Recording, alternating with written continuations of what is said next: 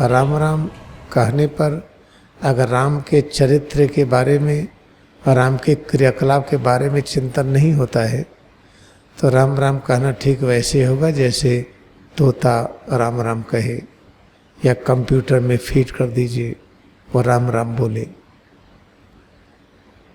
तो जिस प्रकार राम राम कहने पर, राम के बारे में भजन गाने पर, गीत गाने पर हम राम के विषय में चिंतन करते हैं, वो किस प्रकार जीवन व्यतीत किए उसको याद करते हैं, उस पर चलने का प्रयास करते हैं, तो ये गीत, ये भजन, ये संगीत अच्छी है।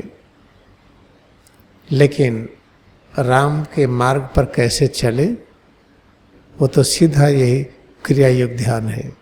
सोच करके, कल्पना करके, तर्क वितर्क से नहीं चल सकते।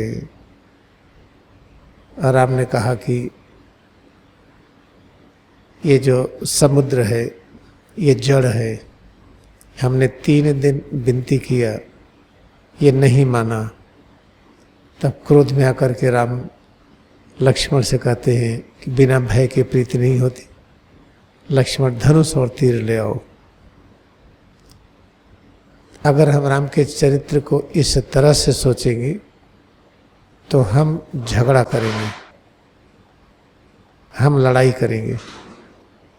किसी भी चीज़ को सलटाना होगा तो हम लोग 2-3 दिन 4 दिन तक प्रयास करेंगे, नहीं होगा तो हम भी ले लेंगे रिवाल्वर, कट्टा, बंदूक, राइफल, हथगोला, पत्थर, ईंटा, उस तरह से व्यवहार करेंगे।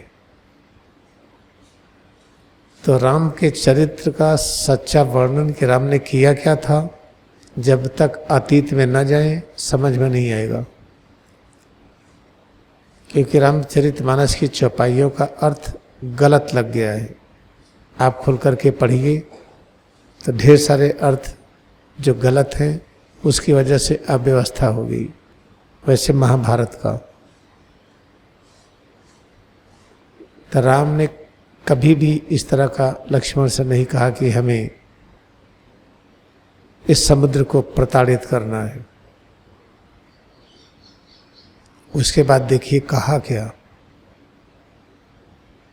इसके समझने के लिए ध्यान करना पड़ेगा। आज इसको बताने का यहाँ समय नहीं है, हम कल बताएंगे।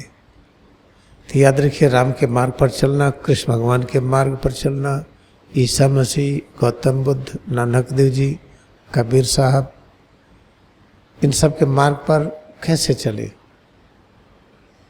मोहम्मद साहब के मार्ग पर चलने से जो तरह तरह की दिक्कतें दिखाई पड़ती हैं लोगों को, वास्तविकता है कि मोहम्मद साहब के मार्ग पर नहीं चलते। कुरान में छेपक है, मोहम्मद साहब की शिक्षा में ढेर सारी शिक्षाएं मिला दी गई हैं। और मोहम्मद साहब के जाने के कई वर्ष के बाद कुरान लिखी गई। अगर मोहम्मद साहब की तरह दोबारा कोई नहीं हुआ जो कुरान लिखे तो गलतियां तो हुई होंगी। तो याद रखिए, तो हम कैसे उन सब के मार्ग पर चलें। तो यही क्रिया योग ध्यान एक ऐसी प्रविधि है, आप पूरे मनोयोग से अभ्यास करें तो आप अतीत में पहुंच जाएंगे। अतीत में पहुंच करके अतीति की अनुभूति कर लेंगे और वैसे ही भविष्य में पहुंच जाएंगे। भविष्य में क्या होने वाला है आप उसकी अनुभूति कर लेंगे, फिर उसी के अनुरूप आप काम करेंगे। ये पूरा ब्रह्मांड ये अच्छी तरह से व्यवस्थित है। युग के अनुसार, रात्रि दिन के अनुसार, ऋतुओं के अनुसार सब व्यवस्था बनी हुई है। उसमें हेर फेर करने की आवश्यकता नहीं है। बस हमें ये स्वतंत्रता है कि हम अपने अंदर हम असीम ज्ञान को प्रकट कर लें, चाहे वो कलिकाल हो या द्वापर हो या त्रेता हो या सत्यकाल हो। अपने अंदर ज्ञान को प्रकट करने के लिए अनंत भक्ति चाहिए। ये भी सुनिश्चित नियम बना है कि अनंत भक्ति सब नहीं कर सकते हैं, यह सब सुनिश्चित है। संख्या कम होगी ये भी निश्चित है। कलिकाल से अधिक संख्या द्वापर में होगी, द्वापर से अधिक त्रेता में होगी, त्रेता से अधिक सत्यकाल में होगी। ये भी सुनिश्चित है एक बार जो अज्ञानता से मुक्त हो गया है उसके ऊपर युग का प्रभाव नहीं पड़ेगा, और रात और दिन का प्रभाव नहीं पड़ेगा, मौसम के बदलने का प्रभाव नहीं पड़ेगा। ये भी सब व्यवस्थित है। पूरा ब्रह्मांड कंप्यूटराइज्ड है, ये सुव्यवस्थित है। बस हमें क्या करना है, हम क्रियायोग ध्यान करके हम अपने को रूपांतरित करें, किसी को बदलने का प्रयास न करें।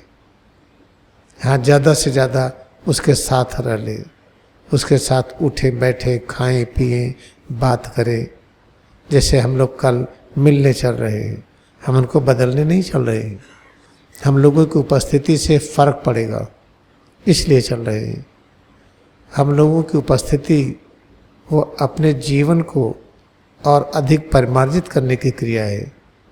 तो याद रखिए, हम स्वयं बदलें और किसी को बदलने का प्रयास न करें। जब हम बदलने लगेंगे तो अगल बगल के लोग भी बदलने लगेंगे। जैसे सूरज प्रकाश दिया तो अगल बगल के चंद्रमा ने भी प्रकाश दिया। हाँ, वो प्रकाश चांदनी कही गई। जब इस तरह से हम प्रयोग करेंगे, काम करेंगे, तो किसी को दिक्कत नहीं होगी। जब किसी को ज़बरदस्ती बदलिए, उसको ज़बरदस्ती अच्छा बनाइए, तो वहाँ समस्या है। जो जैसा है बहुत ठीक है, उनको वैसे ही स्वीकार करिए। सब भगवान के अनंत रूप है, अनंत तरह से है। जैसे बच्चों की अलग अलग उम्र है, न्यूबॉर्न बेबी, नवजात शिशु, फिर 1 साल 2 साल 3 साल ऐसे उम्र बढ़ती गई। ऐसे ही समझिए, जितने मानव लोग हैं सब परमात्मा के संतान हैं। सबके विकास की उम्र अलग अलग है, सबके ज्ञान की अनुभूति की उम्र अलग अलग है। अब 2 साल के बच्चे को हम दिमाग में बोझ डालें कि तुम जल्दी से डॉक्टर हो जाओ 1 ही साल में, तो ये हिंसा है, ऐसा उचित नहीं है। हम अपना काम करें, बच्चों की सेवा करें, एक दिन बच्चा उस स्थिति पर आ जाएगा। इसलिए अध्यात्म में नियम है, किसी को बदलने का प्रयास न करिए, स्वयं अपने को बदलिए। तो जो हम लोग जगह जगह कैंप लगाने जाते हैं, उसमें हम किसी को बदलने का प्रयास नहीं करते हैं, हम अपनों से मिलने जाते हैं। अपनों से मिलना हमारा काम है, हम अपना काम करते हैं। वो मिलने पर खुश हो, उनको अच्छा लगे या न लगे, ये हमारा रूपरेखा नहीं है, इसकी कोई इच्छा नहीं है। कर्मण्येवाधिकारस्ते मां फलेषु कदाचन। हम अपना कर्म करेंगे, फल की इच्छा नहीं। इस भाव से हमें जीवन व्यतीत करना है।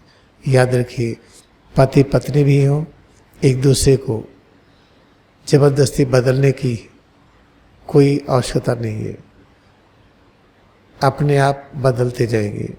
लाड़ी महाशय की श्रीमती जी, उनके साथ रहते रहते काफ़ी बदल गई, उनको दीक्षा भी मिली, लेकिन कभी बैठा करके उनको डांट करके क्रिया योग ध्यान नहीं कराए, तो कहीं पर भी आवश्यक नहीं है। तो हम आपसे ये निवेदन करते हैं, आप अपने में एकाग्र होइए, अपने को बदलिए, आप परम ज्ञानी होइए। जैसे जैसे आप परम ज्ञान को प्राप्त करेंगे, स्वतः आपके अस्तित्व से शांति, ज्ञान, शक्ति सबकी तरंगें निकलेंगी और चारों तरफ आनंद ही आनंद, शांति ही शांति, अहिंसा ही अहिंसा का वातावरण बनेगा। ये बहुत आवश्यक है। लाहिड़ी महाशय अपने को बदले, बनारस के कमरे में रह रहे थे, किसी को जबरदस्ती क्रिया योग नहीं दिए। परमहंस योगानंद अपने को बदले, किसी को जबरदस्ती नहीं दिए। हाँ, उन्होंने इतना काम किया, बहुत अधिक टूर किया, बहुत अधिक लोगों से मिले, लाखों की संख्या में मिले, तो उनसे जो प्रभावित हो गए वो दीक्षा लिए। इस तरह से याद रखिए, जो बहुत आवश्यक है, क्रिया योग ध्यान करना न बंद करें और किसी को बदलने का प्रयास न करें, अपने को बदलते जाएं। आप देखेंगे आपके चारों तरफ रहने वाले स्वयं बदलते जाएंगे। तो आज का कार्यक्रम खूब अच्छी तरह से हम ध्यान करेंगे, आधा घंटा। ये ध्यान क्रिया योग ध्यान होगा। अपने स्वरूप में एकाग्रता बढ़ाकर अपने स्वरूप के विषय में सद विचार रखेंगे, सच्ची धारणा और सच्ची भावना। जब भावना और विचार और धारणा एक हो जाते हैं, तीनों एक, ये नहीं कि भावना अलग, विचार अलग, कॉन्सेप्ट धारणा अलग, ये ना हो। जब तीनों एक बिंदु पर हो जाते हैं तो उसी को संयम कहते हैं। तो सिर से पैर की उंगली तक अपने अस्तित्व के प्रति सद्भावना, सद्विचार, सद्धारणा, सच्ची धारणा को हम याद रख करके अपने में एकाग्र होंगे। हम यही क्रिया योग ध्यान है।